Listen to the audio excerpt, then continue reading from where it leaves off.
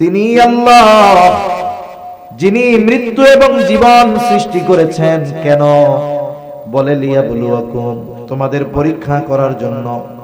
আবার যদি প্রশ্ন করি আল্লাহ কিসের পরীক্ষা? বলে পরীক্ষা হলো আইয়ুকুম আহসানু আমালা, পরীক্ষা হলো তোমাদের কার আমল কত সুন্দর। তাহলে বলেন আল্লাহ তাআলা বেশি ইবাদত চায় নাকি সুন্দর ইবাদত চায়? এখন সুন্দর কাকে বলে? আমাদের সংজ্ঞায় সুন্দর একরকম, আল্লাহ তাআলার সংজ্ঞায় সুন্দরটা হলো আরেক রকম। আমরা সুন্দর বলি ওইটাকে যেটা চোখে দেখার পরে আমাদের ভালো লাগে, এটাকে বলি সুন্দর। কিন্তু আল্লাহ তাআলার কাছে সৌন্দর্যের সম্পর্কটা হলো অন্তরের সাথে। যদি আল্লাহ তাআলার কাছে চেহারা সৌন্দর্যের কারণে সুন্দর বলে বিবেচিত হইতো, তাহলে ওই আফ্রিকার মানুষগুলো এরকম দামি মানুষ হতে পারতো না। আল্লাহ তাআলার কাছে আফ্রিকার অনেক কালো মানুষের দাম অনেক। হযরত বেলাল রাদিয়াল্লাহু তাআলা আফ্রিকান লোক, কালো, বলেন তো আল্লাহর কাছে দাম কম না বেশি? তাহলে আল্লাহ তাআলার সংজ্ঞায় সুন্দর কারা? নবীজি বলেন ইন্নাল্লাহা লা ইয়ানজুরু ইলা সুওয়ারিকুম ওয়ালাকিন ইয়ানজুরু ইলা কুলুবিকুম, নিশ্চয়ই আল্লাহ তাআলা কারো সূরত দেখেন না, আল্লাহ তাআলা কারো সিরাত দেখেন না। আল্লাহ তাআলা দেখেন না কে কত সুন্দর, কার বংশ কত বড়, কার বংশ কত ভালো। আল্লাহ কি দেখেন? বলে ওয়ালাকিন ইয়ানজুরু ইলা কুলুবিকুম, বরং আল্লাহ তাআলা দেখেন কার অন্তর কেমন, কার হৃদয়টা কেমন। এখন ইবাদত কবুলের অন্যতম দ্বিতীয় শর্ত ইখলাস। বলেন ইখলাস কি দেখার সাথে সম্পৃক্ত না হৃদয়ের সাথে সম্পৃক্ত? মনে করেন আপনাদের মসজিদে আইসা আমি হুজুর নামাজে দাঁড়ায় গেছি, মসজিদ ভরা মুসল্লি, হুজুর নামাজে দাঁড়িয়েছে, সকলে হুজুরের দিকে তাকায়। বাপ বাপ আমারও যে মানুষ তো আমারে দেখতেছে, আমার নামাজ দেখতেছে, তাইলে আমার নামাজটা একটু সুন্দরভাবে পড়তে হবে। আমি লম্বা কেরাত করলাম, সুন্দরভাবে ধীর স্থিরতার সাথে রুকু করলাম, রুকু হইতে সুন্দর হয়ে দাঁড়াইলাম, এরপরে সুন্দরভাবে সেজদা করলাম, একেবারে এমন ধীর স্থিরতার সাথে নামাজ 2 রাকাত শেষ করলাম। মুসল্লি সব দেখা বলে কত সুন্দর নামাজ। বলেন তো মুসল্লিদের কাছে নামাজটা সুন্দর, কিন্তু আল্লাহর কাছে সুন্দর নাকি? কেন? বলে এই নামাজ আমি আল্লাহকে দেখানোর জন্য পড়ি নাই, মানুষকে দেখানোর জন্য পড়ছি। এই জন্য আমার আপনার ইবাদত যদি আল্লাহকে দেখানোর জন্য করা হয় তথা আল্লাহর জন্য করা হয়, ওই ইবাদতটা আল্লাহ তাআলার কাছে সুন্দর ইবাদত বলে গণ্য হয়। আর যদি মানুষকে দেখানোর জন্য ইবাদত করা হয়, ওই ইবাদত কিছু কিছু সময় শাস্তির কারণ হয়। প্রসিদ্ধ এক হাদিস আবু হুরায়রা রাদিয়াল্লাহু তাআলা আনহু থেকে বর্ণিত, নবীজি বলেন কিয়ামতের দিন আল্লাহ তাআলা সর্বপ্রথম 3 শ্রেণীর মানুষকে হিসাবের জন্য ডাকবে। 1 নাম্বার একজন শহীদকে ডাকা হবে। রক্তাক্ত অবস্থায় শহীদ আল্লাহর সামনে হাজির হয়ে যাবে। আল্লাহ তাআলা জিজ্ঞাসা করবে তোমার এই অবস্থা কেন? লোকটা বলবে আল্লাহ কাফেরদের বিরুদ্ধে জিহাদ করে আমি আমার জীবনকে উৎসর্গ করে দিয়েছি। আল্লাহ জিজ্ঞাসা করবেন কেন জিহাদ করছো, জীবন দিছো? লোকটা বলবে আল্লাহ আমি যুদ্ধ করেছি আপনার সন্তুষ্টির জন্য। আল্লাহ তাআলা আমার আপনার অন্তরের খবর জানেন কি জানেন না? ইন্নাল্লাহা আলিমুম বিদাতিস সুদূর, আমার আপনার অন্তরের গহীন কোণে কোন কথা লুকায় আছে দুনিয়ার কেউ জানে না, আমার পাশে শুয়ে থাকা বসে থাকা মানুষটাও জানে না, কিন্তু অন্তরে কি আছে যিনি জানেন তিনি কে? আল্লাহ তাআলা বলবেন বান্দা আমি আল্লাহ তোমার অন্তরের খবর জানি। তুমি মিথ্যা কথা বলতেছো, তুমি যুদ্ধ করেছো যাতে করে দুনিয়ার মানুষ তোমার বীরত্বের প্রশংসা করে, যাতে করে দুনিয়ার মানুষ তোমাকে বাহাদুর বলে, বীর বলে। ও বান্দা যে উদ্দেশ্যে তুমি যুদ্ধ করেছো দুনিয়ায় তুমি তা পেয়ে গেছো, দুনিয়ার মানুষ তোমাকে বীর বলছে, বাহাদুর বলেছে। সুতরাং আজকে আমি আল্লাহর তরফ থেকে তোমার জন্য কিছু নাই, তুমি চলে যাও, তোমার ঠিকানা হলো চিরস্থায়ী জাহান্নাম। দুই নম্বর আয়াত আমি আপনাদের খেদমতে তিলাওয়াত করেছি। উক্ত আয়াতে কারীমার মধ্যে আল্লাহ সুবহানাহু ওয়া তাআলা ইবাদতের পুরস্কার কয় ধরনের হবে আল্লাহ তাআলা সে কথা বর্ণনা করেছেন। আল্লাহ সুবহানাহু ওয়া তাআলা নারী এবং পুরুষের মধ্যে সৃষ্টিগত কিছু পার্থক্য এবং শরীয়তের সামান্য কিছু বিষয়ের পার্থক্য তারতম্য ছাড়া আর সকল বিষয়ে নারী এবং পুরুষের মধ্যে আল্লাহ তাআলা সমতা দিয়েছেন। এক নম্বর, সৃষ্টিগত যেই পার্থক্য বা তারতম্য। সৃষ্টিগত পার্থক্য কি? আল্লাহ তাআলা নারীকে স্পেশাল কিছু বৈশিষ্ট্য দিয়েছেন যেগুলো পুরুষকে দেন নাই, আবার পুরুষকে কিছু বৈশিষ্ট্য আল্লাহ তাআলা দিয়েছেন যেগুলো নারীকে দেন নাই। নারীর ওই বৈশিষ্ট্যগুলো দেখে আমরা বুঝতে পারি, বলতে পারি ইনি একজন নারী। পুরুষের বৈশিষ্ট্যগুলো দেখে আমরা বলতে পারি ইনি একজন পুরুষ। নারীর বৈশিষ্ট্য কি এগুলো বলার প্রয়োজন নাই, এমনিই আপনারা বুঝবেন। পুরুষের বৈশিষ্ট্য কি এগুলো বলা লাগে না, এগুলো এমনিই বোঝা যায় যে পুরুষের দাড়ি ওঠে, পুরুষের চেস্ট বুক সমান থাকে, হ্যাঁ, এই ধরনের কিছু আলামত আছে। আল্লাহ তাআলা পুরুষের কণ্ঠের ভিতরে একটা কর্কশতা, শক্ত শক্ত ভাব দিয়েছেন। নারীদের ব্যাপার কি?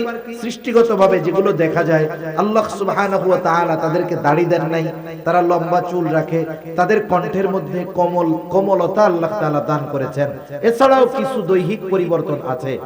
এই বিষয়গুলো দেখে কে পুরুষ কে নারী আমরা বুঝতে পারি, ঠিক কিনা বলেন? এটা একটা পার্থক্য। এখন শরীয়তে কি পার্থক্য? শরীয়তে যে পার্থক্যগুলো আছে যেটা দৃশ্যমান মনে হয় কিন্তু আসলে এটাকে পার্থক্য বলা যায় না, কিন্তু বাস্তবতা হলো শরীয়তের যেই বিষয়টা নিয়ে ইসলাম বিদ্বেষীরা ইসলামের উপরে সবচাইতে বড় আঘাত করার অপচেষ্টা করে, এটা হলো যে তারা বলে ইসলাম সম্পদ বন্টনের ক্ষেত্রে নারীদেরকে ঠকিয়েছে। নাউজুবিল্লাহ। আসলে বাস্তবতা হলো ইসলাম ঠকায় নাই, ইসলাম নারীকে জিতিয়েছে। মনে করেন দুইজন মানুষ, আপনার দুজনকেই চেনা, দুজনকেই জানা। আপনি একজনকে মাসের বেতন দেন 50,000, আপনার জানা আছে যে ওই লোকের খরচ 50,000-এর বেশিও কোনো মাসে হয়, তাকে দিলেন কত? 50,000।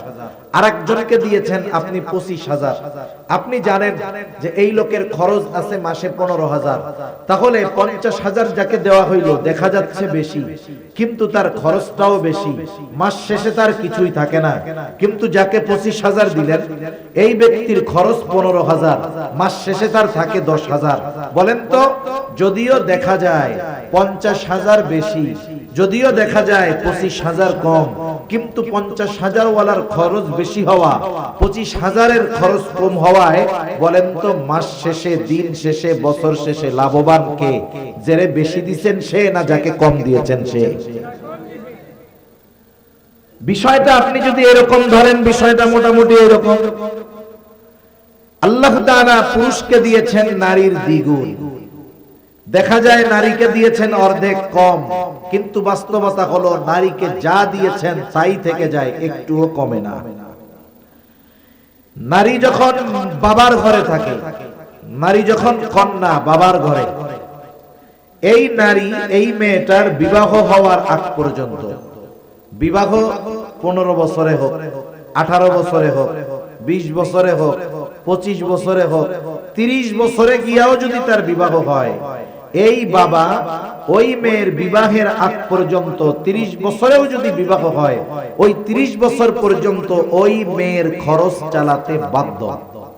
ওই মেয়ের খরচ চালাতে কি বলেন? বাধ্য, বিবাহ দেওয়ার আগ পর্যন্ত। কিন্তু একটা ছেলের ক্ষেত্রে বাবা খরচ দিতে বাধ্য কতক্ষণ? একটা হলো বাধ্য, আর একটা হলো স্বইচ্ছায় দেওয়া, দুটার মধ্যে তফাৎ আছে। একটা ছেলের ক্ষেত্রে বাবা খরচ দিতে বাধ্য ততক্ষণ, বলে ছেলে বালেগ না হবে যতক্ষণ। একটা ছেলে বালেগ হয় কয় বছরে বলতে পারেন? আহাদুল বুলুগ হলো আরবিতে 15 বছর, চন্দ্র হিসাবে 15 বছর বয়সে একটা ছেলে বালেগ হয়েই যায়। এর আগেও হতে পারে, 12 বছরেও হতে পারে, 13 বছরেও হতে পারে, 14 বছরেও হতে পারে। তবে ইংরেজি হিসাবে যেহেতু 15 বছর ইংরেজি হিসাবে আরবির থেকে মাইনাস হবে প্রতি বছরে 10 দিন করে, তাহলে 150 দিন আরো যদি মাইনাস দেন তাহলে ইংরেজি হিসাবে 14.5 বছরের একটু বেশি সময় এর মধ্যে একটা ছেলে পরিপূর্ণ বালেগ হয়ে যায়। তার মানে একটা বাবা ছেলের খরচ চালাতে বাধ্য সর্বোচ্চ 14.5 বছর পর্যন্ত। এরপরে গিয়া যদি বাপ কয় আমি তোমার খরচ দিতে পারবো না, বলেন বাবার এই কথা বলার অধিকার আছে না নাই? কিন্তু একটা মেয়ে যখন বালেগ হবে, বিবাহ হয় নাই, বাপ যদি বলে তোমার খরচ দিতে পারবো না, এ কথা বলার অধিকার বাবার আছে? তার মানে দেখেন, শুরুতেই বাবার ঘরে থাকা অবস্থায় মেয়ে অধিকার পায় বেশি, ফ্যাসিলিটি পায় বেশি, সুযোগ সুবিধা পায় বেশি। আর যদি বাবা ইচ্ছা করে 14.5 বছরের পরে ছেলের খরচ দিবে না, তাহলে এটা বাবার ইচ্ছা। যদি বাবা দেয়, এটা বাধ্য দিতে, এটা দিতে বাবা বাধ্য নয়, বরং বাবা এটা সন্তানের প্রতি এক্সট্রা ইহসান করে দেয়। ঠিক কিনা বলেন? তাহলে বলেন, বাবার ঘরে যখন ছেলে আর মেয়ে, অধিকারের ক্ষেত্রে ইসলাম ছেলেকে জিতাইলো নাকি মেয়েকে জিতাইলো? এবার মেয়েটার বিবাহ হবে, বিবাহ যে করতে যাবে সে যদি যাইয়া কয় আমি বিবাহ করতে রাজি, কিন্তু মেয়ের খাবার দিতে পারবো না, পোশাক দিতে পারবো না, বাসস্থান দিতে পারবো না, চিকিৎসার খরচ দিতে পারবো না, পর্দায় রাখতে পারবো না, এই পারবো না, তাইলে বলেন ওর সাথে কি মেয়ে বিবাহ দিবে না ওরে পিটানি দিবে? কবুল বলার আগে এই বিষয়গুলোর ব্যাপারে সে সম্মতি দেয়। ঠিক কিনা বলেন? যে আমি সব দায়িত্ব নিয়ে এখন আমি বিবাহ করলাম। তাহলে একটা মেয়ে যখন বিবাহের পরে স্বামীর ঘরে যায়, এই স্বামী তার সব খরচ চালাতে বাধ্য, তার কোনো খরচ নাই। ওষুধ লাগবে 10 টাকার, ওইটাও স্বামী দিতে বাধ্য। খাবার খাবে, স্বামী দিতে বাধ্য। এখন আসেন, এরপরে আল্লাহ তাআলা তাকে সন্তান সন্ততি দিল, একটা সময় স্বামী মারা গেল। ইসলাম কি বলে? ইসলাম বলে এইবার তার যেই সন্তান আছে, ছেলে আছে, একেবারে যতদিন এই মা বেঁচে থাকবে সন্তান তার মায়ের খরচ চালাতে বাধ্য। ঠিক কিনা বলেন? বরং ইসলাম এটাকে চূড়ান্তভাবে সিদ্ধান্ত দিয়ে দিয়েছে আল্লাহ তাআলা, মা বাবার এই খরচ বার্ধক্যকালে তারা চালাবে, সদাচরণ করবে। তাহলে বলেন, একটা মেয়ের বাবার ঘরে, স্বামীর ঘরে, সন্তানের কাছে যখনই থাকবে তার কোনো খরচ আছে? জোরে বলেন, খরচ আছে? কিন্তু একটা ছেলে, তার জীবনের শুরু থেকেই খরচ, বিয়ে করতে গেলে খরচ, পোলাপান হইলে খরচ, অসুস্থ যদি বউ হয় খরচ, মা বাপ অসুস্থ হইলে তার খরচ, সন্তানগুলো অসুস্থ হইলে তার খরচ। তার মানে ছেলের খরচের কোনো শেষ নাই, মরার আগ পর্যন্ত তার খরচ। ঠিক কিনা কর? তাহলে বলেন, যদিও দেখা যায় যে ইসলাম ছেলেকে বেশি দিয়েছে, বেশি দিয়েছে ঠিক, দেখা যায় বেশি, বলেন তো ছেলের খরচ কম না বেশি? আর মেয়েকে দেখা যায় অর্ধেক দিয়েছে, কিন্তু মেয়ের কোনো খরচ আছে? তাহলে এই দৃষ্টিকোণ থেকে ইসলাম মেয়েকে ঠগায় নাই, ইসলাম মেয়েদেরকে এই জায়গায় জিতিয়ে দিয়েছে। সুবহানাল্লাহ বলেন। এজন্য যারা ইসলাম বিদ্বেষী, যারা বলে যে ইসলাম নারীদেরকে ঠকিয়েছে, এটা তাদের একটা শয়তানি মার্কা কথা। কি মার্কা কথা বলেন? শয়তানি মার্কা কথা। আল্লাহ তাআলা বুঝবার তৌফিক দান করুন। কিন্তু ইবাদতের ক্ষেত্রে আল্লাহ তাআলা এমনটা কখনো করবেন না যে একজন ছেলে রোজা রাখলে এক সওয়াব, মেয়ে রোজা রাখলে আরেক সওয়াব, এরকম নাকি? ইবাদতের ক্ষেত্রে সকলের প্রতিদান সমান। এই যে ইবাদতের মৌসুম আসতেছে, আমি যেই কথাটা মূলত আপনাদের সাথে একটু আলোচনা করতে চাই, এই যে ইবাদতের মৌসুম আসতেছে, আমরা এত কষ্ট করে ইবাদত করব, রোজার মাস, ওই মাসে যে নামাজ পড়ে না সেও 5 ওয়াক্ত নামাজ পড়ে, চেষ্টা করে পড়ার। এরপরে যে গুনার মধ্যে জড়িয়ে থাকতো সেও চেষ্টা করে গুনার থেকে বেঁচে থাকবো। এত পরিশ্রম করে রাত জেগে ইবাদত করবে, কষ্ট করবে, তারাবির নামাজ পড়বে। এখন যদি এই আমলগুলো আল্লাহর কাছে কবুল না হয়, কিয়ামতের দিন যদি দেখে দুনিয়ায় তো নামাজ কালাম ঠিকমতো পড়ি নাই, যাও পড়ছিলাম তাও কবুল হয় নাই, তাইলে এই ব্যক্তির মতো কষ্ট আর কারো কি হবে বলেন? এজন্য আমাদের চেষ্টা করা দরকার, যেই ইবাদত গুলো করব ওই ইবাদত গুলো যেন আল্লাহ তাআলার কাছে কবুল হয়। এখন আসেন, আল্লাহ তাআলা কি বলেন? আল্লাহ তাআলা বলেন, যারিন আও উনসা ওয়া হুয়া মুমিন ফালানুহিয়ান্নাহু হায়াতান তাইয়্যিবা ওয়ালানাজজিয়ান্নাহুম আজরাহুম বিআহসানি মা কানু ইয়ামালুন। আল্লাহ রাব্বুল আলামিন বলেন, মান আমিলা সালিহান মিন যাকারিন আও উনসা ওয়া হুয়া মুমিন। আল্লাহ তাআলা বলেন, যে নারী অথবা পুরুষ নেক আমল করে আর সে মুমিন। সোজা কথা হলো, ঈমান অবস্থায় যেই নারী অথবা পুরুষ নেক আমল করে তথা আমলে সালেহ করে, আল্লাহ তাআলা বলেন তার জন্য দুই ধরনের পুরস্কার। এক ধরনের পুরস্কার আল্লাহ তাআলা দিবেন দুনিয়ায়, আর এক ধরনের পুরস্কার দিবেন আখিরাতে। ঈমান সহকারে যদি নারী অথবা পুরুষ নেক আমল করে, আমলে সালেহ করে, বলেন তো কয় ধরনের পুরস্কার? এক ধরনের পুরস্কার আল্লাহ তাআলা দিবেন দুনিয়ায়, আর এক ধরনের পুরস্কার আল্লাহ তাআলা দিবেন আখিরাতে। প্রথমে একটা জিনিস আমাদের মনে রাখতে হবে, যখন ঈমান অবস্থায় কেউ কোনো আমল করে, ভালো কাজ করে, আর ওই ভালো কাজগুলো কবুল হওয়ার যে শর্ত সেগুলো যদি ঠিক থাকে, তাহলে ওই ঈমানদার তার ভালো কাজের প্রতিদান শুধু দুনিয়ায় পায় তা নয়, বরং ওই ভালো কাজের প্রতিদান দুনিয়াতে অল্পই দেওয়া হয়, বরং ওই ভালো কাজের পূর্ণ প্রতিদান আল্লাহ তাআলা তাকে আখিরাতে দিয়ে দেয়। আর যদি কোনো বেঈমান দুনিয়ায় ভালো কাজ করে, বেঈমান যদি দুনিয়ায় কোনো ভালো কাজ করে, আল্লাহ তাআলা তার ওই ভালো কাজের প্রতিদান শুধু দুনিয়ায় দেয়, আখিরাতে দেয় না। কেউ যদি কোনো ভালো কাজের প্রতিদান আখিরাতে চায়, অবশ্যই অবশ্যই তাকে ঈমানদার হওয়া লাগবে। আমাদের কথা যেহেতু ঈমানদার নারী পুরুষের বিষয়ে, এই জন্য এদিকেই আমরা কথাটা বলি।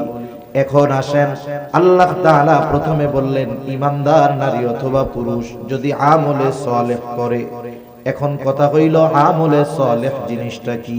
একটা হলো শুধু আমল, আর একটা হলো আমলে সালেহ। আমল যে কেউ করতে পারে, অসুবিধা নাই, কিন্তু সবার আমলটা আমলে সালেহ হয় না। আমলে সালেহ হলো ওই আমল যেই আমল আল্লাহ তাআলার কাছে কবুল হয়। কি হয় বলে? কবুল হয়। আমলে সালেহ হওয়ার জন্য অনেকগুলো শর্ত আছে। কম্পালসরি যেই শর্ত সেটা তো ঈমান, এটা তো থাকলোই। ঈমান যদি না থাকে তো আমলে সালেহই হবে না।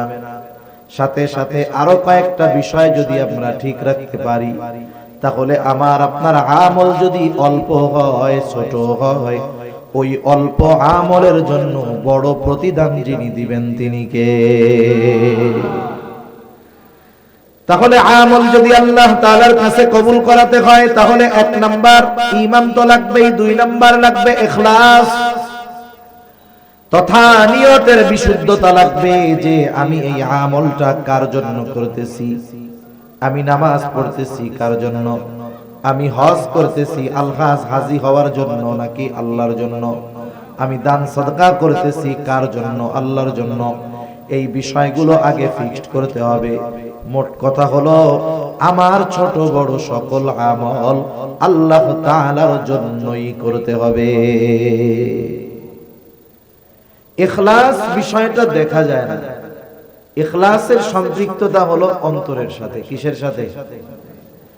এজন্য আল্লাহ রাব্বুল আলামিনের কাছে ইখলাসওয়ালা ইবাদত বড় সুন্দর ইবাদত বলে পরিগণিত হয়। আল্লাহ তাআলা বেশি ইবাদত চান না, আল্লাহ রাব্বুল আলামিন সুন্দর ইবাদত চান।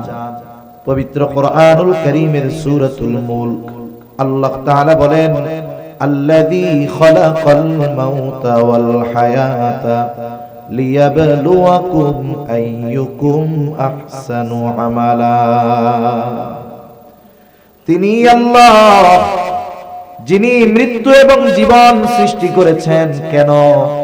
বলে লিয়াবলুয়াকুম, তোমাদের পরীক্ষা করার জন্য। আবার যদি প্রশ্ন করি আল্লাহ কিসের পরীক্ষা? বলে পরীক্ষা হলো আইয়ুকুম আহসানু আমালা, পরীক্ষা হলো তোমাদের কার আমল কত সুন্দর। তাহলে বলেন আল্লাহ তাআলা বেশি ইবাদত চায় নাকি সুন্দর ইবাদত চায়? এখন সুন্দর কাকে বলে? আমাদের সংজ্ঞায় সুন্দর একরকম, আল্লাহ তাআলার সংজ্ঞায় সুন্দরটা হলো আরেক রকম। আমরা সুন্দর বলি ওইটাকে যেটা চোখে দেখার পরে আমাদের ভালো লাগে, এটাকে বলি সুন্দর। কিন্তু আল্লাহ তাআলার কাছে সৌন্দর্যের সম্পর্কটা হলো অন্তরের সাথে। যদি আল্লাহ তাআলার কাছে চেহারা সৌন্দর্যের কারণে সুন্দর বলে বিবেচিত হইতো, তাহলে ওই আফ্রিকার মানুষগুলো এরকম দামি মানুষ হতে পারতো না। আল্লাহ তাআলার কাছে আফ্রিকার অনেক কালো মানুষের দাম অনেক। হযরত বেলাল রাদিয়াল্লাহু তাআলা আফ্রিকান লোক, কালো, বলেন তো আল্লাহর কাছে দাম কম না বেশি? তাহলে আল্লাহ তাআলার সংজ্ঞায় সুন্দর কারা? নবীজি বলেন, ইন্নাল্লাহা লা ইয়ানজুরু ইলা সুওয়ারিকুম ওয়ালাকিন ইয়ানজুরু ইলা কুলুবিকুম। নিশ্চয়ই আল্লাহ তাআলা কারো সূরত দেখেন না, আল্লাহ তাআলা কারো সিরাত দেখেন না। আল্লাহ তাআলা দেখেন না কে কত সুন্দর, কার বংশ কত বড়, কার বংশ কত ভালো। আল্লাহ কি দেখেন? বলে ওয়ালাকিন ইয়ানজুরু ইলা কুলুবিকুম, বরং আল্লাহ তাআলা দেখেন কার অন্তর কেমন, কার হৃদয়টা কেমন। এখন ইবাদত কবুলের অন্যতম দ্বিতীয় শর্ত ইখলাস। বলেন, ইখলাস কি দেখার সাথে সম্পৃক্ত না হৃদয়ের সাথে সম্পৃক্ত?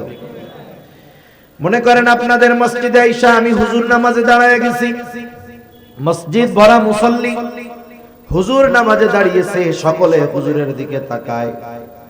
বাপ বাপ আমারও যে মানুষ তো আমারে দেখতেছে, আমার নামাজ দেখতেছে, তাইলে আমার নামাজটা একটু সুন্দরভাবে পড়তে হবে।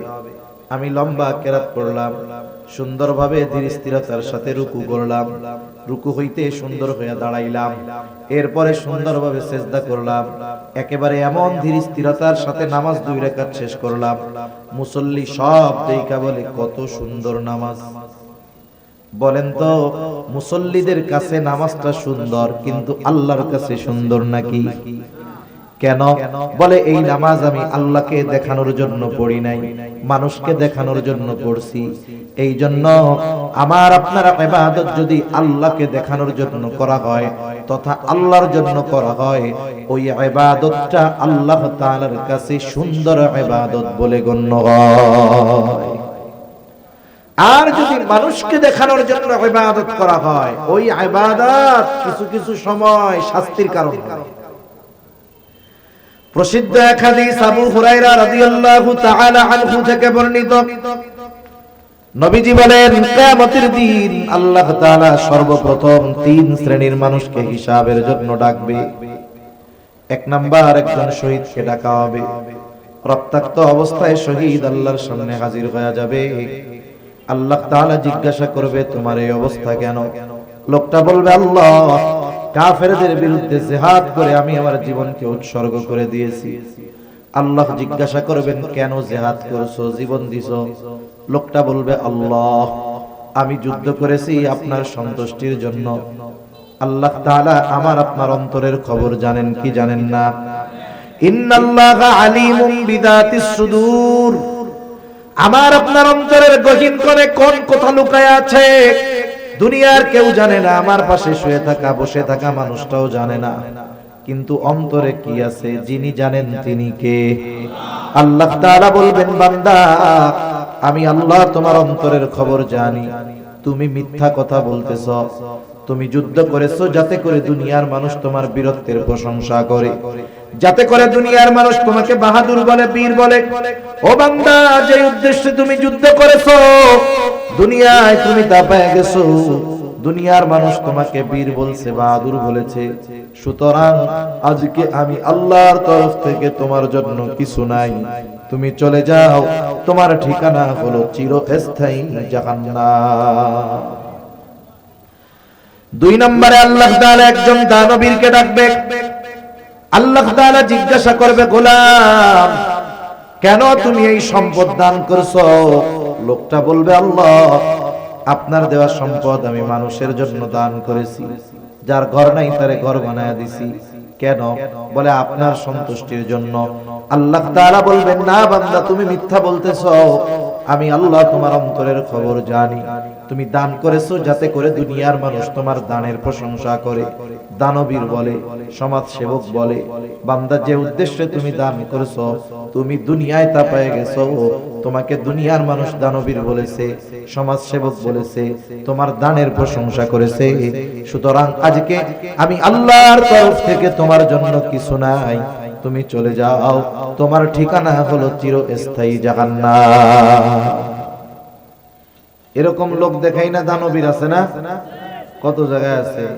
এক মাদ্রাসার হুজুর কইতেছে, হুজুর একজন 50,000 টাকা দান করছিল মাদ্রাসায়, তা বলছিল চিঠি দিয়া যে আমার নামটা একটু সুন্দরভাবে সবার সামনে বলে দিবা।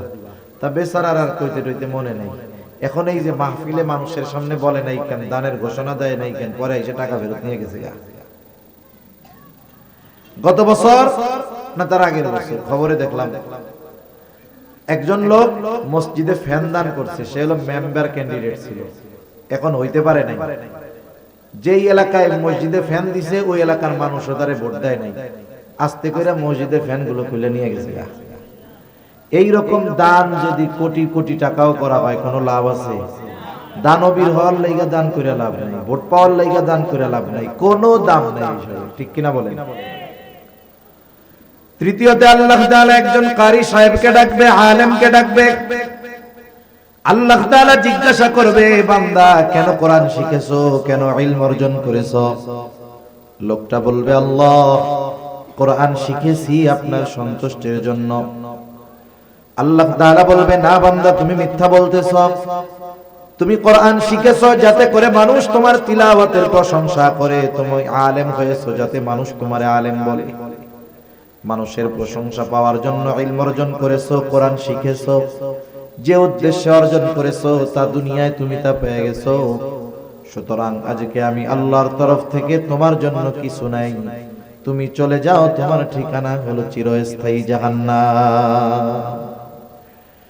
তাহলে দুনিয়াতে মানুষ ইবাদত করার পরেও যদি ওই ইবাদত আল্লাহর জন্য না হয়, ওই ইবাদত আখিরাতে নাজাতের কারণ হবে না, বরং ধরা পড়ে যাওয়ার কারণ হতে পারে, ঠিক কিনা বলে? এজন্য আমরা আমাদের ছোট বড় সব ইবাদত কার জন্য করব বলেন? মানুষকে দেখানোর জন্য কোনো ইবাদত করব না। দুই নাম্বার যেই জিনিসটা দরকার সেটা হলো ইবাদত করতে হবে, তবে সেটা সুন্নাত তরিকায় আল্লাহর জন্য করতে হবে, সুন্নাত তরিকায় করতে হবে। ইবাদতের পদ্ধতিটা হবে নবীজির দেখানো পদ্ধতি অনুসারে।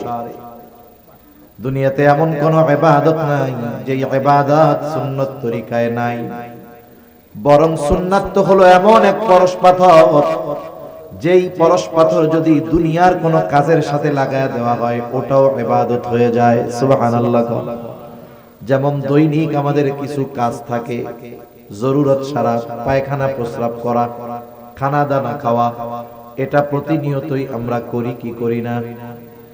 কেউ যদি দৈনিক 10 বার বাথরুম করে সওয়াব হবে নাকি? দৈনিক যদি 10 বার বাথরুম করতে যায় সওয়াব হবে? যদি একবারও না যায় গুনাহ হবে। গুনাহ হবে না, সওয়াব হবে না, এমন এক কাজ। কিন্তু এই কাজটা যদি নবীজির তরিকায় করে, কার তরিকায়? নবীজির পদ্ধতিতে যদি এই সুন্নাহ এইভাবে যদি কাজটা করে, জরুরতটা যদি সারে। মনে করেন একজন মানুষ ফজরের নামাজের জন্য ঘুম থেকে উঠছে, নামাজে যাবে, বলে আছে হইল আর 20 মিনিট, মসজিদের দিকে রওনা হবে। ইতিমধ্যে জরুরতে চাপ দিছে, লোকটা চিন্তা করতেছে ওযু তো করে ফেললাম, আবার জরুরতে চাপ দিল। কিন্তু যদি জরুরত না সারি, যদি নামাজের মধ্যে জরুরতে চাপ দেয়, ফজরের নামাজে এমনিতেই ইমাম একটু কেরাত লম্বা করে, ঠিক না? যখন জরুরতে চাপ দিবে নামাজের মধ্যে, নামাজের একাগ্রতা নষ্ট হবে। আর যখন জরুরতে চাপ দিবে নামাজে দাঁড়ানো অবস্থায় যদি কষ্ট হয়, ইমাম সাহেব সূরা কাউসার পড়লেও মনে হবে যে বাকারা পড়তেছে। কথা বুঝেন নাই? পড়তেছে ইন্না আতাইনাকাল কাউসার। এখন আমার তো পেটের মধ্যে অবস্থা খারাপ, কি মনে হবে যে কি রে, এই সূরাও দেখি শেষ হয় না। উনি চিন্তা করলো তাহলে আমি জরুরত সেরেই নামাজে যাই, ওযু করছি তাতে কি? জরুরত সেরে যদি নামাজে যাই, নামাজের মধ্যে একাগ্রতা হবে, প্রশান্তির সাথে নামাজটা শেষ করা যাবে। এই নিয়ত করে উনি বাথরুমের জন্য রওনা হইলেন। বাথরুমে ঢোকার আগে প্রথম সুন্নাত হইল মাথাটারে ঢাইকা ঢুকতে হবে। কি ঢাইকা ঢুকবো বলেন? মাথা ঢেকে ঢুকবো। বিজ্ঞান এখন বলে বাথরুমে মাথা ঢেকে ঢুকাটা জরুরি, আর নবীজি ১৫০০ বছর আগে জানায় দিয়েছেন তোমরা যখন ইস্তেঞ্জায় যাইবা খালি মাথায় নয় বরং মাথাটা ঢাইকা যাইবা। এই মাথা ঢাকতে হবে টুপি দিয়া হোক আর গামছা রুমাল দিয়া হোক। বিজ্ঞান বলে কেন ঢাকতে হবে? বলে মাথার চুল আর মাথার যেই চামড়া এটা বেশ স্পর্শকাতর। স্পর্শকাতর হওয়ার কারণেই দেখবেন যে খুশকি যত সব মাথার মধ্যে হয়, চুল যত ছোট হোক, কিছুদিন সাবান টাবান না দিলে খুশকি হয় কি হয় না? আমরা তো কত ছোট ছোট চুল রাখি, এখন তো আমার হিসাবে বড় হয়ে গেছে। তাই ছোট অবস্থায় শ্যাম্পু কয়েকদিন না করলে মাথার মধ্যে খুশকি হয়ে যায়। কেন? বলে মাথার চামড়া ময়লা টানে বেশি, ব্যাকটেরিয়া টানে বেশি, জীবাণু টানে বেশি। চুলটা ওইরকম জীবাণুর সাথে ওর একটা সম্পর্ক ভালো, এই জন্য ধুলাবালি ময়লা ব্যাকটেরিয়া চুল টানে, এবং এই মাথার স্ক্রিন চামড়া ও ব্যাকটেরিয়াকে খুব কাছে টানে। এই জন্য মাথা ডাইকা যদি যাওয়া হয় তাহলে ওই জায়গার ব্যাকটেরিয়া বাথরুমের মধ্যে যেগুলো থাকে ওগুলো মাথার সাথে এর কোনো সংযোগ হবে না, বাইচা থাকা যাবে। আচ্ছা দেখেন, চুল ছোট হইলেও খুশকি পড়ে যায় এই জায়গা দিয়া, ময়লা হয়ে যায়। কিন্তু দেখেন তো অনেক মুরব্বীর দাড়ি আছে, জিজ্ঞাসা করেন তো দাড়ির মধ্যে কোনোদিন খুশকি হয়েছে নাকি? দাড়িতে খুশকি হয়, তার মানে এই জায়গার চামড়া আর এই জায়গার চামড়ার মধ্যে কি আছে? তফাৎ আছে। এটা বলতেছে বিজ্ঞান এখন। আর নবীজি ১৫০০ বছর আগে বলছে মাথা ঢাইকা বাথরুমে যাও। আমরা সুন্নাত অনুযায়ী আমল করব। স্পেশাল যদি কোনো ফজিলত থাকে দুনিয়ার, ওইটা এমনিই পাবো, ঠিক কিনা? এরপরে বাথরুমে যখন ঢুকবে, ঢোকার আগে দোয়া পড়বে। আমি বড় বড় সুন্নাতগুলা বলতেছি। বাথরুমে ঢোকার আগে দোয়া পড়বে। অনেকে বোঝে না, বাথরুমের মধ্যে ঢুইকা এরপরে দোয়া পড়া এরপরে বসে না। আগে দোয়া পড়তে হবে, এরপরে ঢুকবে। বাম্পা দিয়ে ঢুকবে, বাথরুমের মধ্যে বসবে, জরুরত সারবে। টিস্যু থাকলে টিস্যু, ঢিলা কুলুক থাকলে ব্যবহার করবে, পরিষ্কার পরিচ্ছন্ন হবে পানি দিয়া। ভেতরে যদি ওযুর ব্যবস্থা থাকে ওযু করে বের হবে, আর যদি ওযুর ব্যবস্থা না থাকে সে বের হয়ে আসবে ডান পা দিয়ে। বের হওয়ার পরে দোয়া পড়বে। এই যে দেখেন জরুরতটা সারলো কেন? বলে নামাজের সুবিধার্থে। কোন পদ্ধতিতে সারছে? বলে সারছে হলো নবীজির তরিকায়। এই কাজটা এমনি করলেই করতে পারতো, কিন্তু যখন নবীজির সুন্নাতকে এই কর্মের সাথে লাগায়া দিল, এই কর্মটাও তার আমলনামায় সওয়াব যোগ হওয়ার কারণ হয়ে গেল। যেখানে দুনিয়াবি কাজগুলো যদি নবীর তরিকায় করা হয় এইটায় সওয়াব পাওয়া যায়, আর ইবাদত অবশ্যই এটা সুন্নাত তরিকায় করতে হবে, ঠিক কিনা বলেন? এজন্য অনেক সময় বলে না যে আমরা সুন্নাত তরিকায় নামাজ পড়বো। এই সুন্নাত তরিকার নামাজ শিখতে হয়।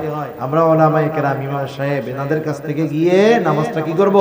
শিখবো। যে কোনো ইবাদতের সুন্নাত পদ্ধতি আছে। এত নয়েজ কেন ভাই? মাত্রাতিরিক্ত নয়েজ, আওয়াজও এত মিষ্টি না, কর্কশ।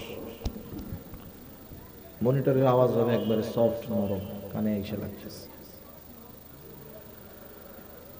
তাহলে যে কোনো ইবাদত এটা করব কোন তরিকায়? বলে সুন্নাত তরিকায়। কি তরিকায়?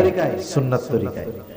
তাহলে ইবাদত কবুলের প্রথম শর্ত, প্রধান শর্ত ঈমান, 2 নাম্বার শর্ত ইখলাস, 3 নাম্বার শর্ত হলো সুন্নাত, 4 নাম্বার শর্ত হলো যে ইবাদত করবে ওই ইবাদতের মাসলা মাসাইল গুলো জানবে।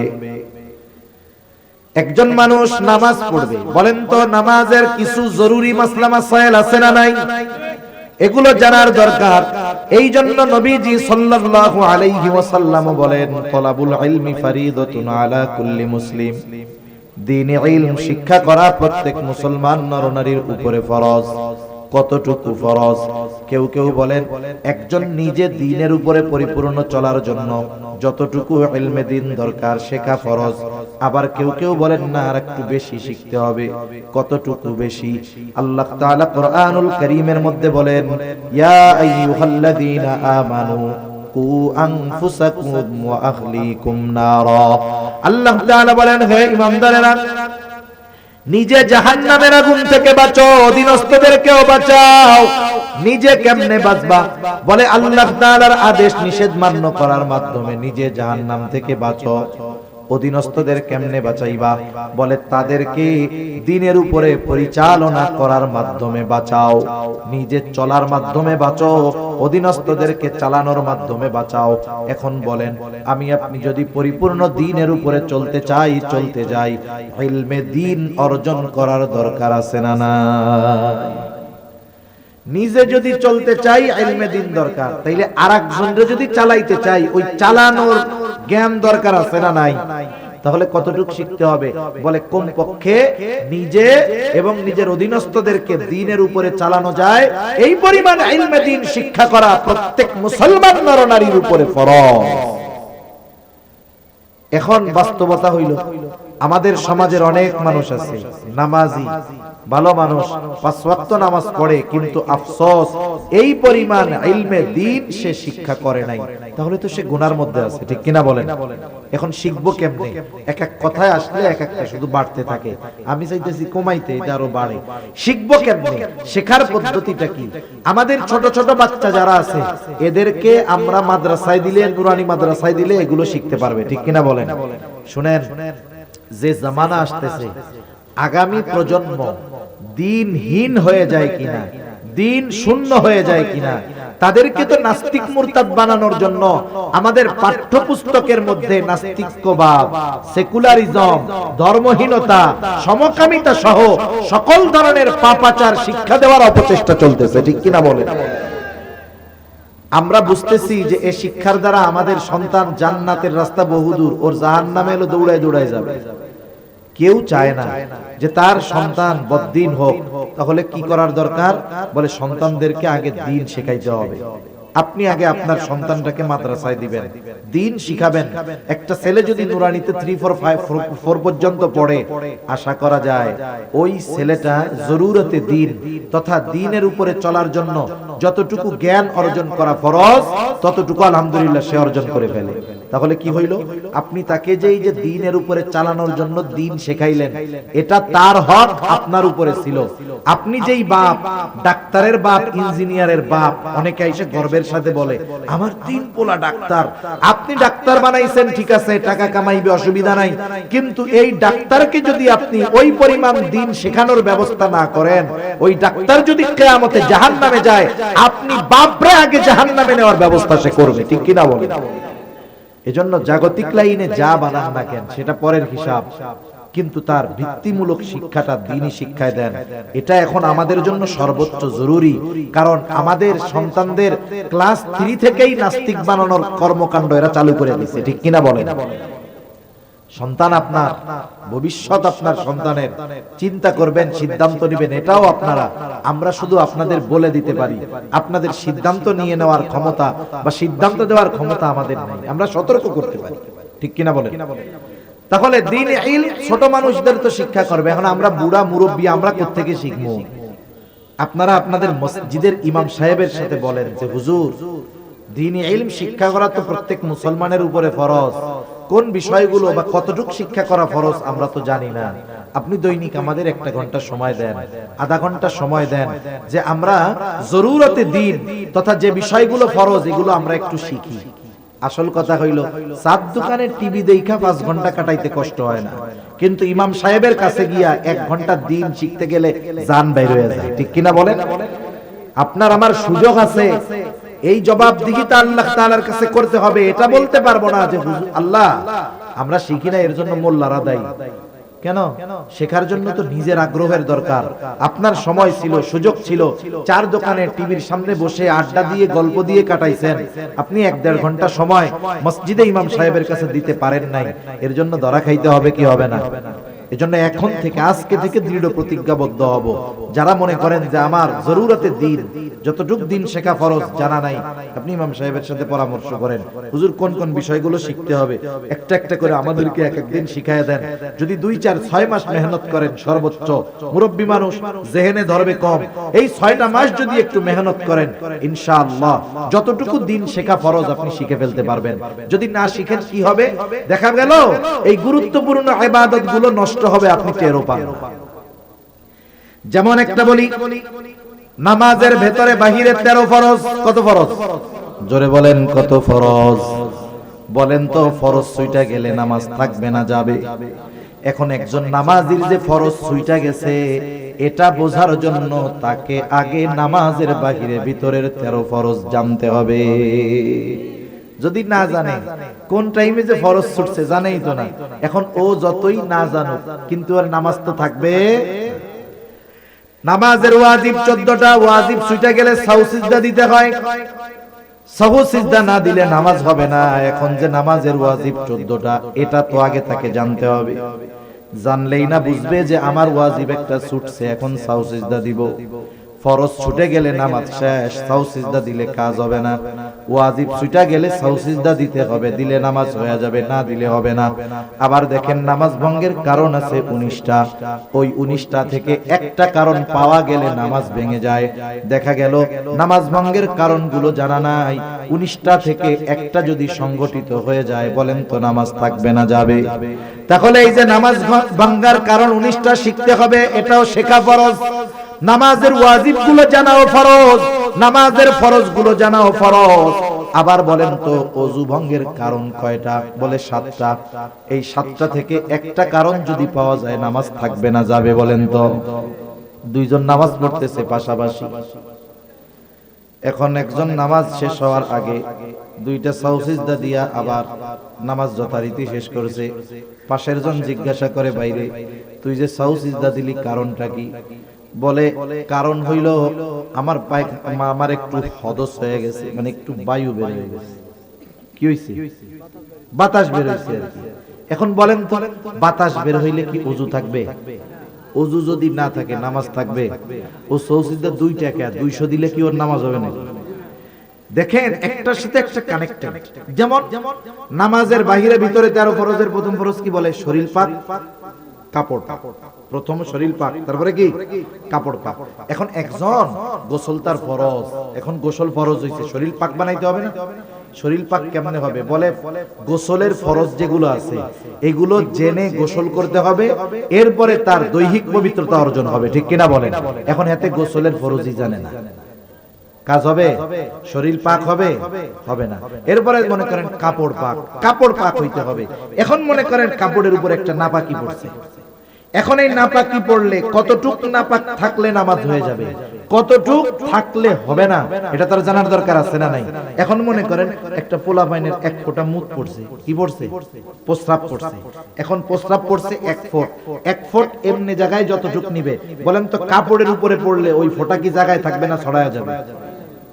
এখন আপনি যদি মনে করেন যে ও ফুলা অজ্ঞত 1 ফোঁটাই মুছছে, এতে আর কি হইব, চল এটা পরে নামাজ পড়ে ফেলি, কিন্তু আপনার ওই কাপড়ের উপরে যখন ফোঁটা পড়ছে ওটা যেই পরিমাণ জায়গায় ছড়ায়া যায় ওই কাপড় নাপাক হওয়ার জন্য যথেষ্ট। কথা বুঝেন নাই? দেখেন সেজন্য কি আমার ইবাদত ঠিক হইতে হইলে তাহারাতের মাসআলা, পবিত্রতার মাসআলাগুলো জানতে হবে, ওযুর ফরজগুলো আমার জানতে হবে, গোসলের ফরজ জানতে হবে, ওযু ভাঙার কারণগুলো জানতে হবে, একটার সাথে একটা কানেক্টেড। আসল বিষয় হলো এগুলো সমাজের অনেক মুসল্লি জানে না, শিখতেও চায় না, ঠিক কিনা বলেন? শিখতে চায় না কেন? বলে আমি যে গোসলের ফরজগুলো জানি না, আমি যে ওযুর ফরজগুলো জানি না, এটা যদি হুজুরে জানে তাইলে তো আমি লজ্জায় শেষ। শরম না? শরম। হুজুরের মাঝে মধ্যে গরম কথা কয়, পোলা 3টা বিদেশে থাকে তো গরম কথা কয় হুজুরে। এখন যেই হুজুরে এত গরম কথা কই সেই হুজুর জানে যদি আমি ওযু ভাঙার কারণ জানি না, তাহলে লজ্জা না? এই যে আপনি লজ্জায় হুজুরের কাছে গেলেন না, শিখলেন না, দুনিয়ায় একটু লজ্জা পাইলেও আখিরাতে ডান্ডা বাড়ি খাওয়া লাগতো না, ঠিক কিনা বলেন? এজন্য এই সব বিষয়ে লজ্জা শরম করা যাবে না, এসব বিষয়ে লজ্জা পাওয়া যাবে না। উলামায়ে কেরামের কাছে গিয়ে, মসজিদের ইমাম সাহেবের কাছে গিয়ে এই বিষয়গুলো প্র্যাকটিক্যাল ভাবে আমাদের শিখতে হবে। শিখবো তো ইনশাআল্লাহ? নাহলে এত কষ্ট করে ইবাদত করলাম, যদি এই বিষয়গুলো না জানার কারণে ইবাদত না হয় তাহলে এর চাইতে কষ্টের আর কিছু আছে? একজন করে নাই শাস্তি খাইছে, ভালো কথা। আপনি কইরা কবুল হয় নাই শাস্তি খাইলেন, তাহলে কষ্ট বেশি লাগবে কি লাগবে না? আমি আপনি জানি না জানি যদি ফরজ ছুটে যায় নামাজ শেষ। যেমন আগুন জ্বলতেছে, এখন আগুন, একজন হাত দিছে আগুনের মধ্যে, এখন ওই লোকের জানা নাই যে আগুনে হাত দিলে হাত পুড়ে যায়, তার জানা নাই, কিন্তু এই না জানা সত্ত্বেও সে যদি আগুনে হাত দেয়, আগুন কি বলবে নাকি লোকটা তো জানে না, আমি পুড়াই দেই, তাহলে এবারের মতো মাফ করে দেই? মাফ করবে নাকি পুড়াইয়া দিবে? আগুনের পোড়ানো কত কঠিন। আপনি আমি মাসালা জানি না, নামাজ পড়তে দাঁড়াইছি, এ ব্যর্থতা আমার, এ ব্যর্থতা আপনার। উচিত ছিল তো ইবাদতটা করার আগে ইবাদতটা যথাযথভাবে শিখে নেওয়া, ঠিক কিনা? আগে ছিল, আমরা যখন ছোটবেলায় মক্তবে পড়ছি, নামাজ সিজা আয়াতে, যে আমাদেরকে আমাদের মা বাবা ফজরের নামাজের জন্য ডাকতো না কেন? বয়স তো 5 বছর, নামাজ ফরজ হইছে নিয়ম, কিন্তু 5 বছর 6 বছরে মক্তবে না গেলে খবর ছিল। তার মানে আমরা ওই সময় গিয়ে মক্তবে গিয়ে ইবাদত করার পদ্ধতি শিখছি। যখন একটু বড় হইছি, ওই যে 7 বছর 8 বছর বয়স হইছে, নামাজ তো শিখে গেছি, এখন ফজরের সময় না উঠলে পিটানি। তার মানে আগে শেখার জন্য পিটাইছে, যে আগে শিখবে এরপরেই না পড়বে। যখন শিখে গেছি এরপরে পড়ার জন্য চাপ দিছে। তাহলে বলেন, নামাজ পড়ার আগে নামাজের মাসলা মাসাইল গুলো জানা জরুরি না? তাহলে দেখেন তো আমরা কত মানুষ আছি যে আমাদের এই ইলম গুলো জানা নাই। সেজন্য আমার অনুরোধ, রোজা আসতেছে, রোজা ভাঙ্গার কারণও জানার দরকার, রোজার ফরজ গুলো জানা দরকার। আমরা আমাদের ইমাম সাহেব উলামায়ে কেরামের কাছে শিখে পরামর্শ করে শিখবো তো ইনশাআল্লাহ। একটু একটু করে দৈনিক শিখলে বছর শেষে দেখবেন অনেক শেখা হয়ে গেছে। সেজন্য অনুরোধ করব, এই দুনিয়ার লজ্জার চিন্তা বাদ দিয়া আখিরাতে ডান্ডা পিটানির কথা চিন্তা করেন, তাইলে এই লজ্জা আর লজ্জা মনে হবে না। তাহলে ইবাদত কবুলের প্রথম প্রধান গুরুত্বপূর্ণ কম্পালসারি শর্ত হলো ঈমান, 2 নাম্বার ইখলাস, 3 নাম্বার সুন্নাত, 4 নাম্বার যে ইবাদত করবে অবশ্যই ওই ইবাদতের ব্যাপারে পূর্ণ ইলম অর্জন করতে হবে। 5 নাম্বার তার খাবারটা হতে হবে হালাল খাবার। কি খাবার? জোরে বলেন। উপার্জনটাও হালাল হতে হবে, খাবারটাও হালাল হতে হবে। অনেক মানুষ আছে খাবার হালালের ব্যাপারে খুব সচেষ্ট সতর্ক, কিন্তু উপার্জনের ব্যাপারে কোনো টেনশন নাই। যা পায়, ওই যে ছোটবেলায় কবিতা পড়ছি, পুঁটি মাছ পাই না একটা যদি পাই, অমনি দইরা গাপুস গুপুস খাই। এই গাপুস গুপুস করে খাওয়া লোক আছে না নাই? জাজ বিচার নাই, এটা হালাল না হারাম দেখে না, পয়সা পাইছে আর পকেটে ভরে, আছে না নাই? কন্যা। অথচ হালাল উপার্জন করা, হালাল খাবারের নিয়তে হালাল কর্ম করা, হালাল উপার্জন করা, এটা ইবাদত। নবীজি সাল্লাল্লাহু আলাইহি ওয়াসাল্লাম বলেন, কাসবুল হালালি ফরিদাতুন বাদাল ফরিদা, ফরজ ইবাদতের পরে অন্যতম ফরজ ইবাদত হলো হালাল উপার্জন করা। কোন ব্যক্তি যদি হালাল উপার্জনের নিয়তে হালাল কর্ম করে, আর যদি ফরজ ইবাদত গুলো যথাযথভাবে করে, এই ব্যক্তি যখন হালাল খাওয়ার নিয়তে, হালাল উপার্জনের নিয়তে হালাল কর্ম করে, তার ওই হালাল কর্মটাও তার আমলনামায় ইবাদত হিসাবে যোগ হয়ে যায়। সেজন্য যারা হালাল কর্ম করে, কর্ম ছোট হইলেও লজ্জা পাওয়ার কোনো কারণ নেই। একজন অটো চালায়, সিএনজি চালায়, অন্যের জমিনে কামলা দেয়, সে যদি এই পরিশ্রমটা, এই হালাল কর্মটা হালাল রুজির জন্য করে, হালাল উপার্জনের নিয়তে করে এই হালাল কাজ, তাহলে এটা তার কি হবে বলেন? ইবাদত হবে। কিন্তু আফসোস, আমাদের দেশের মানুষ কেউ যদি সুযোগ পায় হারাম উপার্জনের, ওই হারামের নাম পাল্টাইয়া ওরা খাওয়া শুরু করে। যেমন সমাজে অনেক চাকরি আছে, ওই চাকরি হইলে কয় আলহামদুলিল্লাহ, আমার আর বেতনের টাকায় হাত দেওয়া লাগবে না। নাউজুবিল্লাহ। কেন বেতনের টাকায় হাত দেওয়া লাগবে না কেন? কয় বকশিস টকশিস যা পামো তাতেই তো কাম শেষ। সরকারি চাকরি করে বকশিস, এটা ঘুষের নাম দিছে। ঘুষের কয়েকটা নাম আছে, একটা দিছে বকশিস, চা পানের টাকা, স্পিড মানি। এখন আবার কতক লোক এই ঘুষের টাকারে হাদিয়ার নাম দিয়া চালায়। নাউজুবিল্লাহ বলেন। হাদিয়ার ব্যাপারে নবীজি বলেন, হাদিয়া আদান প্রদানে মহব্বত বাড়ে, এটা দেওয়া সুন্নাত, নেওয়া সুন্নাত। আর এই ঘুষ রে বানাইছে হাদিয়া। নাউজুবিল্লাহ বলেন। বলে কিছু হাদিয়া দিয়েন, কামটা কইরা দিব। কোন জায়গায় কি জিনিস ব্যবহার করতে হয় বুঝে না। এটার নাম দিছে স্পিড মানি। আপনি সরকারি অফিসে যাবেন, দেখবেন কামের গতি নাই। যেই টাকা দিবেন বলে ওই টাকায় গতি বেড়ে যায়, এই জন্য এটার নাম কি? স্পিড মানি। নাউজুবিল্লাহ। এই যে টাকাগুলো খাইতেছে, এখন ঘুষ মনে করে খায় না, ও উল্টা মনে করে ওইটা মনে হয় ওর পাওনাটা হক। ঘুষ খায় কি মনে করে? এখন না, হক মনে করে। আল্লাহ ওদের হেদায়েত দান করুক, সকলে বলি আমিন। আর রাশি ওয়াল মুরতাশি ওয়ার রায়েশ, ঘুষখোর, ঘুষ দাতা, ঘুষ গ্রহীতা, ঘুষ দাতা, ঘুষ গ্রহীতা, মধ্যস্থতাকারী, এই তিনজনই সমান অপরাধী। তিনজনই কি বলেন না সমান অপরাধী, বান্দার হক নষ্ট করে এরা। সেজন্য অনেকে উপার্জনের ক্ষেত্রে হালাল না হারাম যাচাই করে না। সেজন্য আমরা সমাজে দেখি অনেক নামাজি মানুষ ঘুষ খায়, কিন্তু নাম পাল্টায় খায়, মনে করে ওর জন্য বৈধ। এখন বলেন তো, ঘুষ খাওয়া নিঃসন্দেহে হারাম, কেউ যদি এটাকে হালাল মনে করে খায় তার ঈমান থাকবে নাকি চলে যাবে? সেজন্য সাবধান, আমাদের উপার্জনটা আমরা হালাল করব। আবার দেখেন, অনেকে কর্ম করে হারাম, কিন্তু উপার্জন পরিশ্রমের উপার্জন। একজন এক জায়গায় কাজ করে, এক রেস্টুরেন্টে কাজ করে, কথার কথা, ওই জায়গায় তাকে শুধু মানুষকে পানি দিতে হয় না, লাল পানিও দেওয়া লাগে। লাল পানি জানেন তো, মদ পরিবেশন করতে হয়, এর বিনিময়ে মাস শেষে সে বেতন পায়। এখন নবীজি বলতেছেন, যারা মদের সাথে সম্পৃক্ত 10 শ্রেণীর মানুষ, এরা সব আল্লাহর লানত প্রাপ্ত। এর মধ্যে এক শ্রেণীর মানুষ কারা করে, বলে যে মদ পরিবেশন করে। এখন বলেন, যে ওই রেস্টুরেন্টে চাকরি করে, যেখানে মদ দেওয়া লাগে মানুষরে, তার এই কর্মটা হালাল না হারাম? তাহলে তার কর্ম হালাল হতে হবে, উপার্জনও হালাল হতে হবে। অনেকের কর্ম হালাল, কিন্তু উপার্জনের মাধ্যমটাকে বানায় ফেলছে সে হারাম। সে বেতন পাইতো কর্মের কারণে, ঠিক আছে, অসুবিধা নাই, কিন্তু ওই যে আলাদা ইনকাম করা শুরু করছে, ওইটা কি হইলো বলেন? হারাম। তাহলে শর্ত দুইটা, কর্ম হালাল, বিনিময়টাও কি হইতে হবে? হালাল। এই হালাল উপার্জনের নিয়তে যে হালাল কর্ম করবে, তাহলে এই কর্মটাও তার আমল নামায় ইবাদত বলে যোগ হবে। সুবহানাল্লাহ বলে। এরপরে খাবারটা হতে হবে হালাল। যে কথা বলতেছিলাম, যে অনেকে উপার্জনের ক্ষেত্রে কোনো টেনশন নাই, যা পাইছে তাই নাই, কিন্তু খাবার হালালের ব্যাপারে সচেষ্ট সতর্ক থাকে। বাজারে গিয়া গোশত কেনার আগে কসাইরে জিজ্ঞাসা করে, বিসমিল্লাহ কয়ে গরু জবাই দিছস? মানে আল্লাহর নাম কইয়া কি গরু জবাই দিছিলি? যদি আল্লাহর নাম ছাইড়া ইচ্ছা কইরা বাদ দিয়ে, আল্লাহর নাম বাদ দিয়ে গরু জবাই দেয়, ওই গরুর গোশত তো আর হালাল থাকবে না। থাকবে? কত সচেষ্ট। পকেটের মধ্যে টাকা পয়সা ঠিকই, ঘুষের দোকানে যায় কসাইরে জিজ্ঞাসা করে যে বিসমিল্লাহ কয়ে গরু জবাই দিছিলি নাকি? এরকম লোক আমাদের সমাজে আছে। কসাই তো চালাক কম না।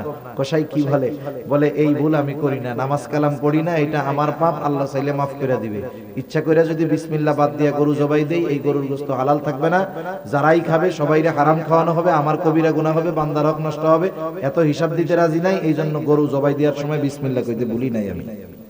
এবার খুশির ঠেলায় বলে, রমজান মাস চলে আসছে তো, বাংলাদেশ যা 800 টাকা গরুর কেজি, কয়দিন পরে 2000-1000 টাকা হয়ে যায় কিনা ঠিক নাই, তাহলে দে রোজার মাসে সেহরির খাওয়ানি গরুর গোশত দে 10 কেজি দে আমাকে। এখন বলেন, সুন্দর মতো হালাল গরুর গোশত কেনার সময় পকেট থেকে টাকা দিছে, এটা কি? জোরে বলেন, এটা কি? আরে হারাম টাকা দিয়ে হালাল কিনলো, সে তো হারামের মতোই, ঠিক কিনা বলেন? এজন্য আমাদের উপার্জনটাও হালাল হতে হবে, খাবারটাও হালালই হওয়া লাগবে। এখন যাদের খাবার উপার্জন হারাম, হারামের সাথে যারা তাদের নিজের জীবনটাকে জড়ায় ফেলছে, এদের বড় বড় কয়েকটা ক্ষতি। 1 নাম্বার ক্ষতি, যে হারাম খায় তার দোয়া আল্লাহ তাআলা কবুল করে না। এই যে দোয়া কবুলের ঘোষণা আল্লাহ তাআলার পক্ষ থেকে যেই যেই সময়গুলোতে আছে, এই যে লাইলাতুল নিসফে মিন শাবান গেছে, প্রতিদিন মধ্যরাতের পর থেকে নিয়ে সুবহ সাদিক পর্যন্ত আল্লাহর যেই ক্ষমার ঘোষণা আছে, রোজার মাসে স্পেশাল শবে কদর, এই ফজিলতের মাস সময় ক্ষমার ঘোষণা আছে, বাইতুল্লাহ গেছে, দোয়া কবুলের কত স্থান আছে, যেই জায়গাগুলোয় গেলে আল্লাহ দোয়া কবুল করে। কিন্তু ওই হারামখোর যে, সে যতই বিনয়ের সাথে দোয়া কবুলের সময়, দোয়া কবুলের স্থানে গিয়েও যদি দোয়া করে, এই হারামখোরের দোয়া আল্লাহ কবুল করবে। তাহলে 1 নাম্বার ক্ষতি, দোয়া কবুল হবে না। 2 নাম্বার যেই ক্ষতি, আল্লাহর নবী বলেন, লা ইয়াদখুলুল জান্নাতা জাসাদুন গুযিয়া বিল হারাম, হারাম ভক্ষণকারীর শরীর জান্নাতে প্রবেশ করবে না। যেই দেহ হারাম টাকা দিয়ে গঠিত, যে হারাম খাবার দিয়ে গঠিত, এই দেহটা জান্নাতের জন্য অনুপযুক্ত। একটু চিন্তা করে দেখেন তো, দুনিয়ার সামান্য সুখ স্বাচ্ছন্দ্যের কথা চিন্তা করে, দুনিয়া একটু ভালো পড়ার লোভে, একটু ভালো খাবার আশা করে যারা উপার্জনকে হারাম বানিয়েছেন, খাবারকে হারাম খাবার দ্বারা দেহ গঠন করতেছেন, এই মানুষগুলার শরীরকে আল্লাহ তাআলা, আল্লাহর নবী জানিয়ে দিয়েছেন জান্নাতের জন্য এগুলো অনুপযুক্ত বলে ঘোষণা করা হয়েছে। তিন নাম্বার ক্ষতি, বলে তার ইবাদত কবুল হবে না। আল্লাহ তাআলা বলেন, ইয়া আইয়ুহার রাসূলু কুলু মিনাত তাইয়্যিবাতি ওয়া'মালু সালিহা। আল্লাহ তাআলা বলেন, হে রাসূলগণ, কুলু মিনাত তাইয়্যিবাত, আপনারা পবিত্র খান, ওয়া'মালু সালিহা, আর আমলে সালেহ করেন। বুজুর্গানে দ্বীন বলেন, আল্লাহ ওয়ালাদের জবানে শুনেছি, যার খাবার পবিত্র হয় না তার ইবাদত আল্লাহর কাছে কবুল হয় না। যার খাবার পবিত্র হয় না তার আমলে সালেহ হয় না। তার মানে খাবার পবিত্র দরকার, এরপরে যদি আমল করে অন্যান্য শর্তগুলো যদি ঠিক থাকে তার ইবাদত আল্লাহ তাআলা কবুল করে নেয়। হারাম খাবারের চতুর্থ, হারামের চতুর্থ ক্ষতি, বলে হারামকে যদি কেউ হালাল মনে করে ঈমান থাকে না। কেউ যদি হারামকে হালাল মনে করে ঈমান থাকবে? আল্লাহ যেটাকে হারাম বলেছে সে যদি সেটাকে হালাল মনে করে, বৈধ মনে করে, ঈমান থাকবে না। এ দুনিয়ায় কত মানুষ আছে হারাম খাইয়াও আলহামদুলিল্লাহ কয়, সুদের টাকা খেয়ে আলহামদুলিল্লাহ বলে। বলেন তো, কেউ যদি বিসমিল্লাহ বলে ঠাট্টা মশকরা করতেছে, বিসমিল্লাহ কইয়া মদ খায়, ওর ঈমান থাকবে না যাবে?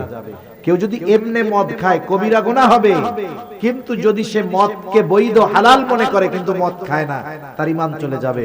বিসমিল্লাহ বলে খাইছে, শেষ। খাইয়া আলহামদুলিল্লাহ কইছে, শেষ। এজন্য বুঝতে হবে যে কত সতর্ক সচেষ্ট থাকার দরকার আমাদের। হারামকে হালাল মনে করলে ঈমান থাকবে না। আমাদের সমাজে কত মানুষ সুদের টাকায় ফ্যামিলি চলে, কত সুন্দর খায় আর কয় আলহামদুলিল্লাহ, আছে না নাই? চাকরি করতো, সরকারি চাকরি, 20,000, 25,000, 30,000 টাকা বেতন পায়। তখন চাকরিকালীন সময় ভালো চলে নাই, এখন চাকরি নাই, খুব শান্তিতে আছে। এখন জিজ্ঞাসা করে কেমন চলে এখন? আগে তো চাকরি ছিল, এখন তো চাকরি নাই। কয় আগের চাইতে আরো ভালো চলে। কেমনে চলে? কয় 1 কোটি টাকা পাইছিলাম, এক জায়গায় রাখছি, আমারে মাসে মাসে 1 লাখ দেয়, আলহামদুলিল্লাহ খুব ভালো চলতেছে। এখন বলেন তো, এই সুদের টাকা, স্পষ্ট সুদের টাকা খায়া যদি কেউ আলহামদুলিল্লাহ বলে, অবস্থা টাইট না? এজন্য সতর্ক সচেষ্ট থাকার দরকার। হযরত চলে আসছে, আমার আলোচনা শেষ। দেখেন, এখন এই শর্তগুলো ঠিক থাকলে মুমিন নারী পুরুষ যেই হোক তার ইবাদত কবুল করবেন কে? ইবাদত যদি কবুল হয় তাহলে কয় ধরনের পুরস্কার? বলে 2 ধরনের। এক ধরনের পুরস্কার দুনিয়ায়। দুনিয়ায় কি দিবে? বলে ফালা নুহিয়ান্নাহু হায়াতান তাইয়্যিবা, দুনিয়ায় আল্লাহ তাআলা তাকে পবিত্র এক জিন্দেগি দান করবে। আখিরাতে কি দিবে? বলে ওয়ালা নাজজিয়ান্নাহুম আজরাহুম বিআহসানি মা কানু ইয়ামালুন, আর আখিরাতে আল্লাহ তাআলা তাকে কি দিবে? বলে দুনিয়ায় যেই পরিমাণ আমল করছে তার চাইতে বহুগুণ প্রতিদান আল্লাহ তাআলা তাকে দিবে। এজন্য সম্মানিত সুধী, আমলের মৌসুম, ইবাদতের মৌসুম চলে আসছে। আমরা এই শর্তগুলোকে ঠিক রেখে আমরা আমাদের ইবাদতগুলো করব তো ইনশাআল্লাহ, তাহলে দুনিয়ায় উত্তম প্রতিদান, আখিরাতে উত্তম প্রতিদান। আল্লাহ সুবহানাহু ওয়া তাআলা আমাদের সবাইকে কথাগুলো